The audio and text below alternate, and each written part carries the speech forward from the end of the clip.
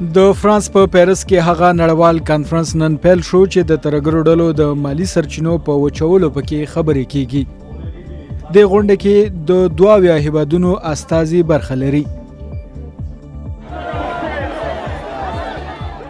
فلسطینیانو د هغه خبريال مړی خاورو ته وسپاره چې 2 هفتې مخکې اسرایلي پوځیانو وژلی و.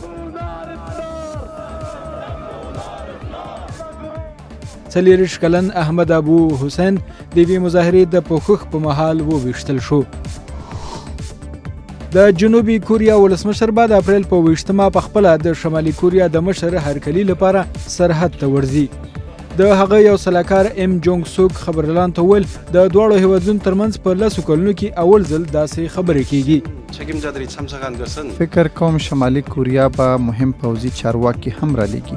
هغوی ته هم د سولې او دواړو هیوادونو ترمنځ د ترنګلو حالاتو سمول اهمیت لري. جاپانیانو داسې روبوټ جوړ کړی چې په موټر بدلیږي. په دا مهال ترې د ډرایور کوزیدل ضروري نه دي.